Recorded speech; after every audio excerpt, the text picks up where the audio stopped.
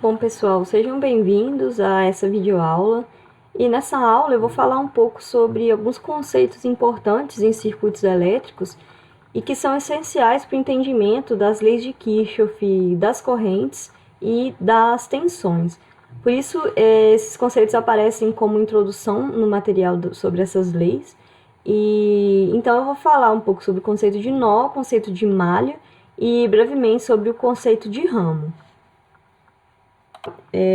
Com os conceitos de nó, eu queria que vocês observassem no material aqui à esquerda o desenho de um nó representado por esse ponto preto.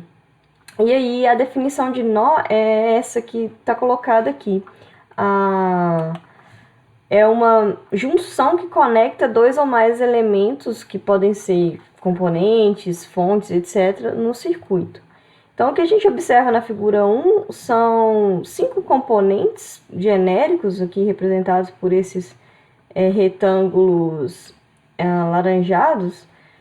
E aqui a gente tem a junção nesse ponto central aqui, que a gente vai chamar de nó. Não está nomeado, mas é o único nó que está em destaque, né, destacando essa junção. Então, é a junção entre dois ou mais elementos. Então, aqui a gente não tem um nome do nó, mas um circuito completo, que é só um trecho de um circuito, né? Só uma parte de um circuito qualquer. Então, no circuito, a gente precisa identificar os nós com números ou letras para diferenciar um nó do outro e para poder aplicar as regras que a gente vai ver mais para frente, em especial as leis de Kirchhoff.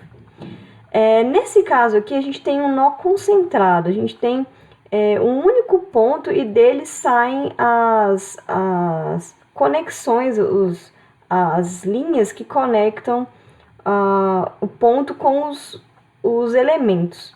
Então, é um único ponto e desse ponto saem várias ramificações aqui de condutores, né? A gente vai lembrar que essas linhas são condutores.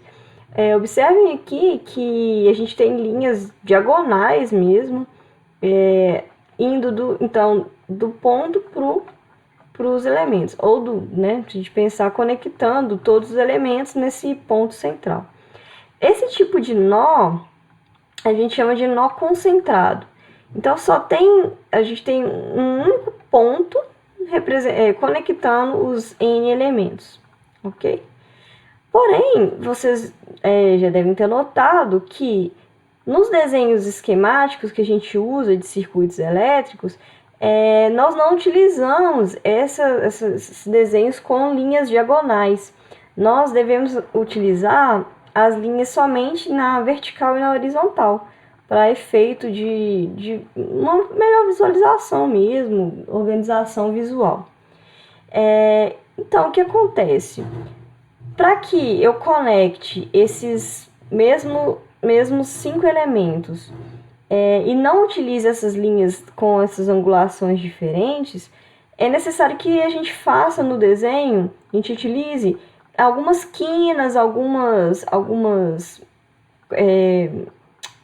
alguns segmentos de reta e outros pontos para poder deslocar os elementos e colocar todo mundo conectado através de linhas verticais ou horizontais, que é o que mostra essa figura 2. Então, na figura 2, nós temos os mesmos elementos, porém a conexão entre eles, olha, observem que ela é feita somente com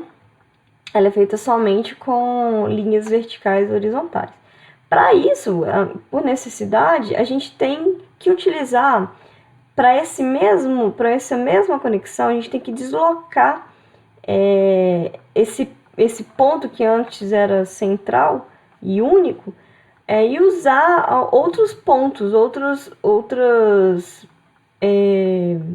conexões, de forma que a gente tem, então, um nó que a gente chama de nó distribuído. O que é esse nó distribuído? A gente vai utilizar mais pontos para representar, para conseguir realizar a mesma conexão entre os elementos. Então, observem aqui que antes a gente tinha um nó concentrado, agora a gente tem um nó distribuído. O que significa isso? Por que ele ainda é um nó? Ele é o mesmo nó. Por quê? Apesar de ter essas várias derivações, eletricamente falando, a gente tem o mesmo nó. A gente vai lembrar que as linhas no circuito, como eu já disse, elas representam condutores ideais, condutores de resistência elétrica zero. Então, o que acontece? Se eu distribuir essa conexão através de mais segmentos de reta, o que eu tenho, por exemplo, se a gente ampliar aqui, ó, e verificar esse ponto, de um ponto para o outro, o que a gente tem? A gente tem um fio, um condutor ideal.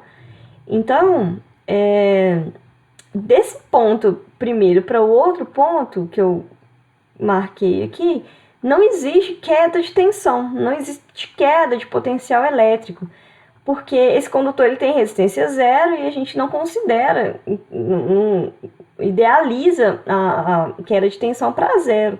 Então, desse primeiro ponto para o segundo ponto, nesse trechinho de condutor, não existe queda de tensão, ou de diferença de potencial. A mesma coisa do segundo ponto para o terceiro ponto. Não existe queda de tensão nesse trecho de segmento de reta, nesse condutor ideal.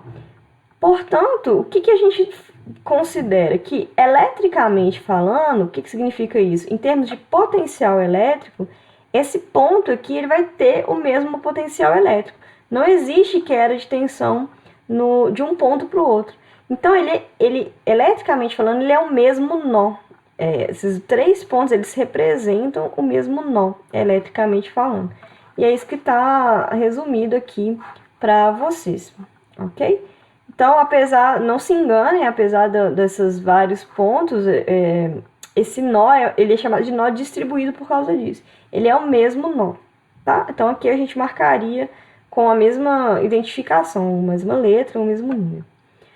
Aqui, a gente tem uma identificação usando essa marcação com cores e números para vocês identificarem que nesse circuito de exemplo, todo esse trecho aqui, olha, ele representa o mesmo nó. Por exemplo, aqui o nó 3. Esses pedaços de linha, né, de condutor, todos eles estão têm e possuem o mesmo potencial, então eles representam o mesmo nó. Aqui também, esse trecho aqui todo tem o mesmo potencial eletricamente falando, o mesmo potencial elétrico, e também em todo esse segmento roxo, que representa o nó 2, nós temos o mesmo potencial, ok? Uma outra forma de representar, isso aqui é mais didático, essa de baixo é a forma mais técnica mesmo, mais correta, é identificar, então, os nós através de pontas de prova, como se a gente tivesse um medidor aqui, e identificar com letras. Então, nesse circuito original, a gente tem, lembrando que o nó é a junção entre elementos ou componentes. Então, aqui a gente tem 4 nós nesse circuito.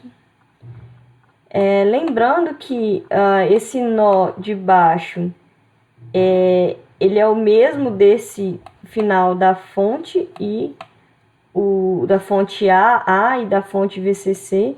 Então, ele é um nó D distribuído, ok? E aí a gente faz a marcação aqui através dessa simbologia de pontas de prova, com letras de A a D nesse caso, ok? Bom, esse desenho que segue é para vocês diferenciarem a representação de circuito, o desenho esquemático, com linhas na diagonal e com linhas somente verticais e horizontais. Olha a diferença da visualização do circuito. É muito mais fácil fazer uma análise de circuito com essa representação. Então, aqui nessa primeira figura, na figura 5, nós temos o nó A representado como um nó concentrado. Observem que tem um ponto único e os componentes, as ligações com os componentes. E, porém, o nó B está como um nó distribuído, olha. Observem que ele é um nó de referência de 0 volts, que é o terra. A gente pode chamar assim, né, o nó de referência. E aí, na representação, está sendo usado o símbolo do terra para identificar todos os pontos em que nós temos esse ponto de referência, que é o nó B. Então, observe que o nó B, olha, ele está distribuído, ele é representado por vários pontos distribuídos no circuito mesmo.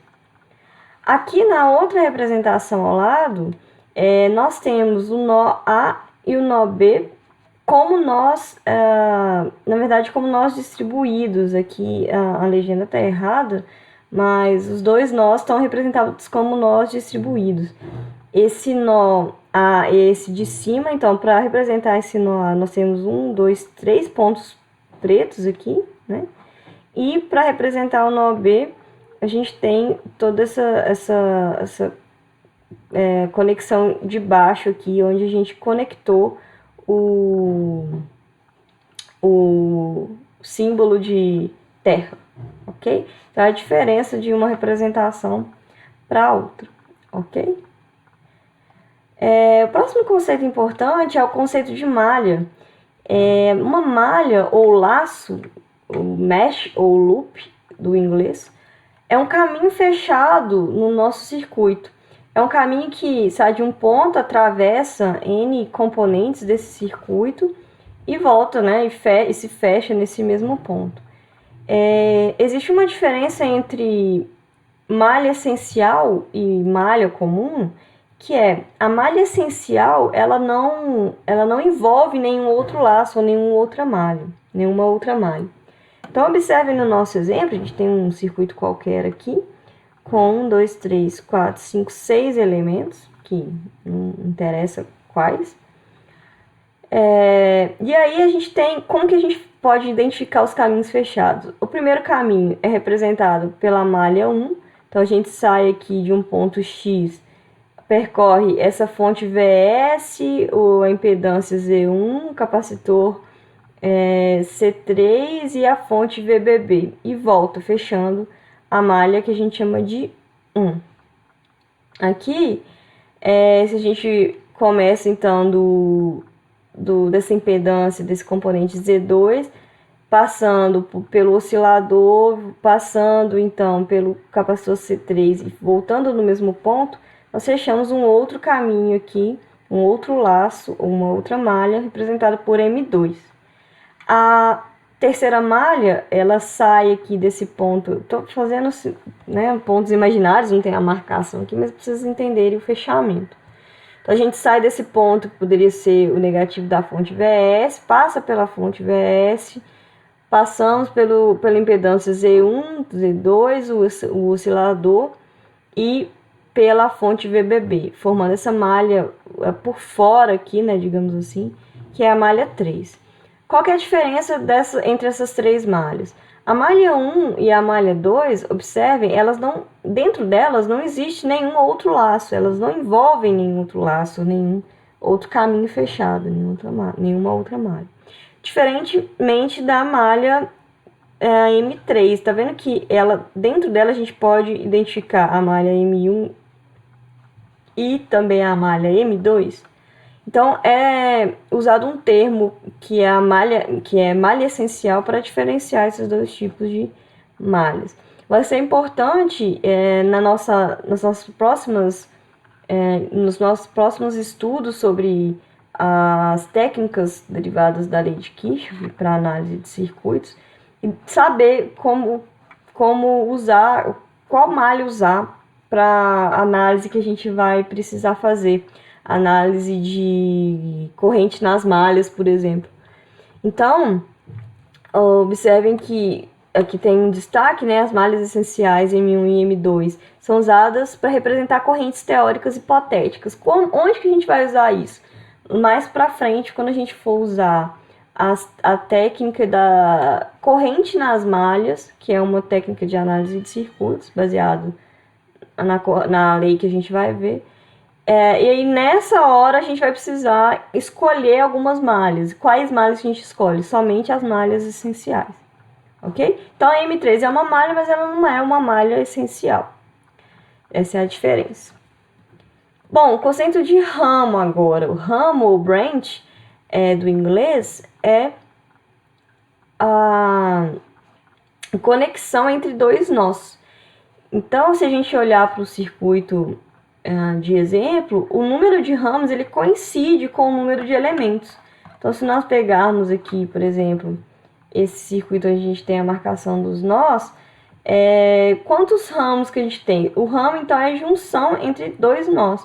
Então, olha, se eu tenho a junção entre o nó a junção entre o nó A e o nó B, deixa eu ver se eu coloquei aqui. Sim, coloquei. É a conexão entre dois nós. Então, se eu tenho